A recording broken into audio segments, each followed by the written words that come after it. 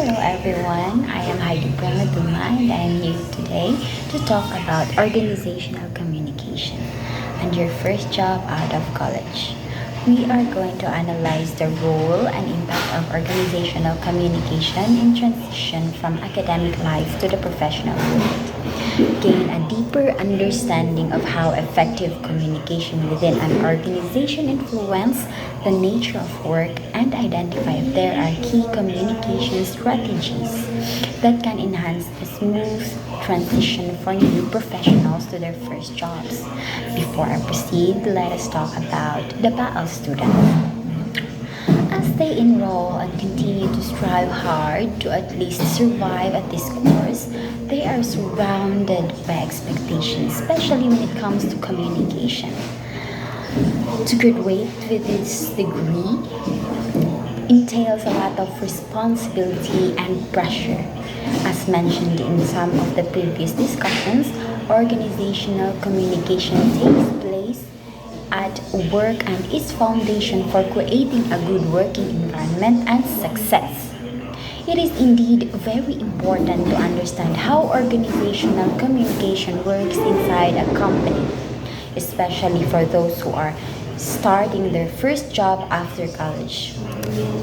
The purpose of the discussion is to analyze the role and impact of organizational communication in the transition from academic life to the professional world. This is intended to serve as a guide for junior and graduating students, especially to those who take up Bachelor of Arts in English language. This discussion also aims to gain a deeper understanding of how effective communication and strategies within an organization influence the nature of work and identify if there are key communication strategies that can enhance the smoother transition of the new professionals to their first jobs. The graduates aims to apply to be employed and grow with the organization that they will choose after graduate. This discussion will be very beneficial to them because it provides information that will give a glimpse of the real world. Their transition from college to professional world is quite difficult. They need to adjust to the working environment, and as an article from Forbes Communication Council 2021 said, it comes with a growing pain. It comes with a growing pain. That means it is not simple. And no matter how good we are, there are a lot of barriers to what we desire or what we want to be in a certain group or in a certain organization. There are a lot of factors that will cause something or a plan cannot be done. Let's try to look into a hypothetical situation. Imagine yourself as a fresh graduate with a Bachelor of Arts in English language degree, figuring out ways to find a decent job, getting the requirements for the job, passing the interviews, and somehow managing to get hired at an establishment as a front desk clerk. The management will assign someone to make you understand and sign up the benefits and how you'll be paid. You will get a tour of the office and your area. They will introduce to you the basics and they will assign a mentor who is a veteran in the establishment. The management then organize a new hire lunch celebration for the newly hired professional personnel and staff.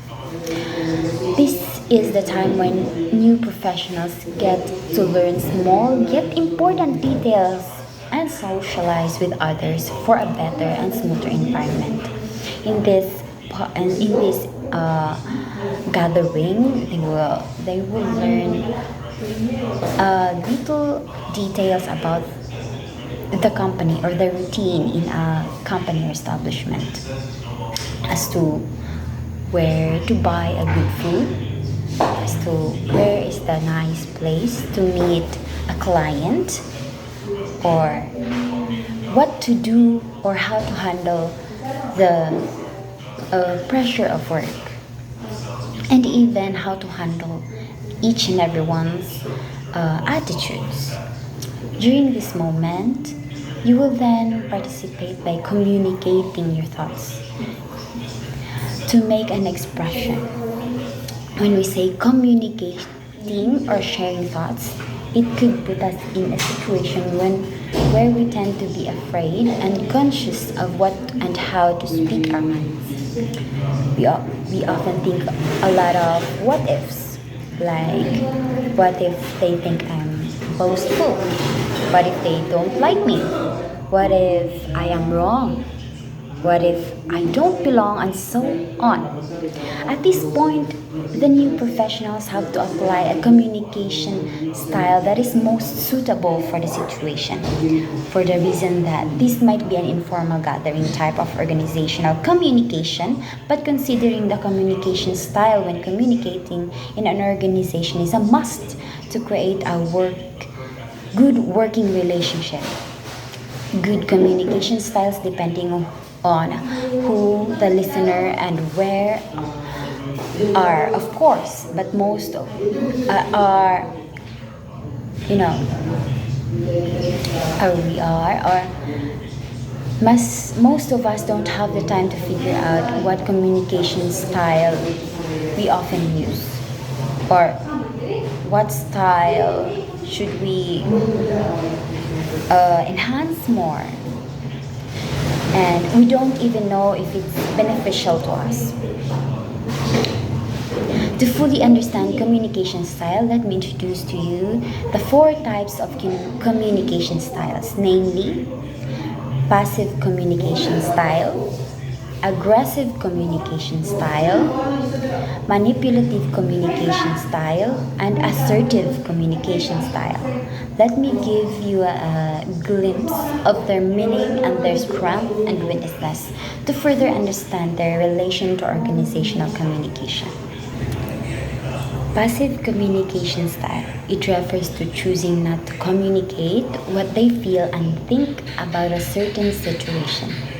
If the new professionals have this kind of behavior or more often use this style, they are more likely to be good at handling clients and will be better at handling feedback from their colleagues because of their ability to listen and compromise.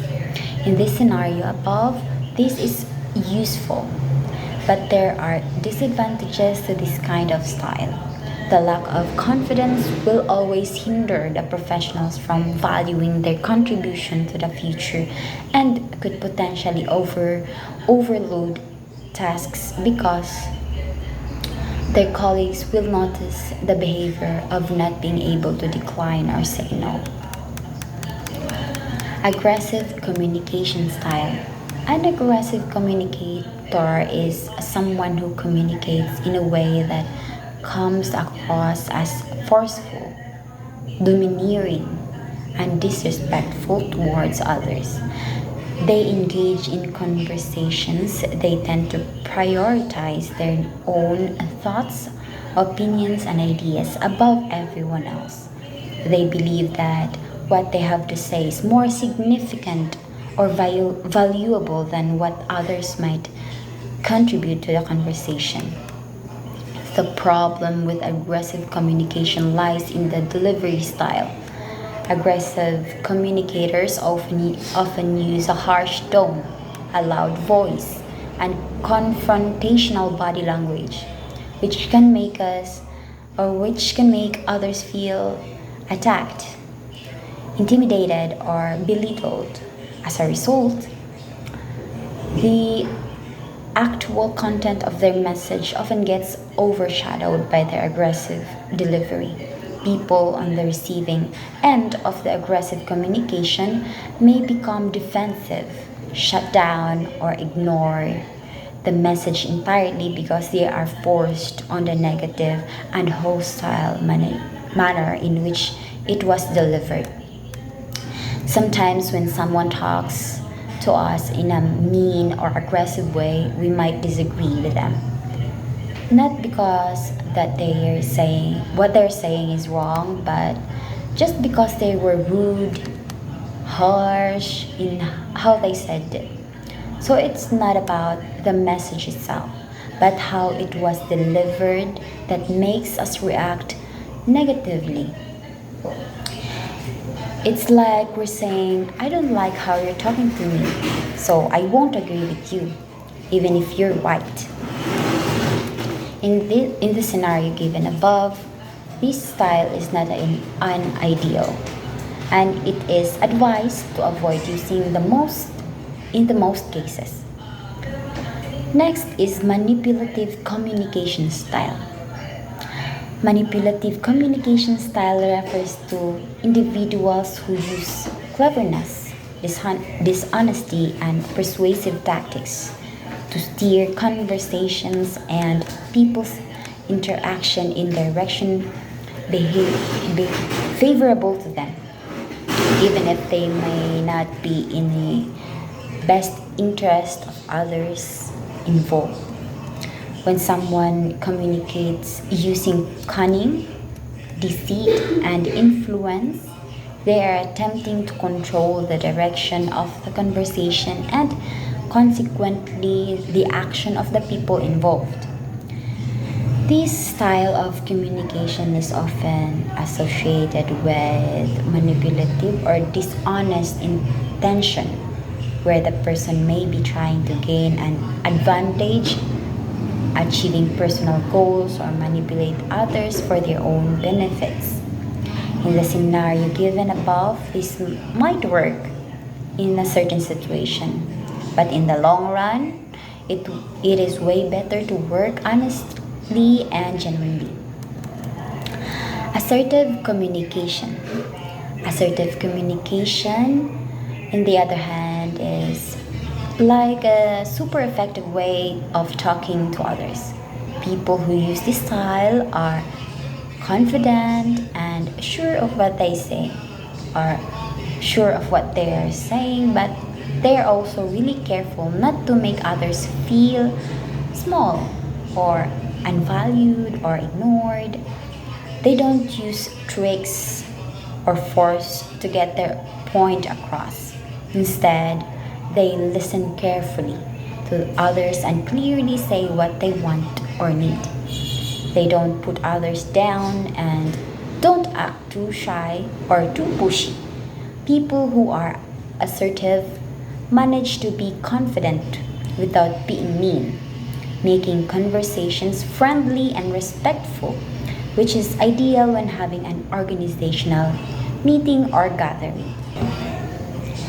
So, in conclusion, transitioning from academic life to the professional world presents a challenge, particularly in the realm of effective communication. In the hypothetical scenario involving a new graduate's introduction to the workplace, various communication styles play an important role.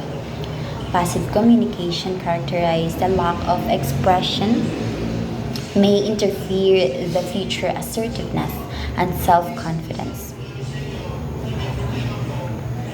Aggressive communication, marked by forceful and disrespectful behavior, creates a hostile environment, hindering productive dialogue. Manipulative communication, employing deceitful tactics, might yield short term gains but lack ethical sustainability.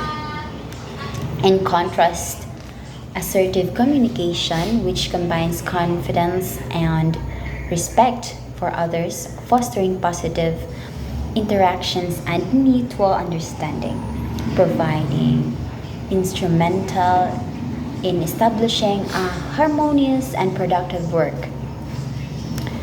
The cultivation of assertive communication skills is imperative, equipping professionals to negative organizational challenges adeptly and building respectful, effective relationship. And that is all for today. Thank you. Bye bye.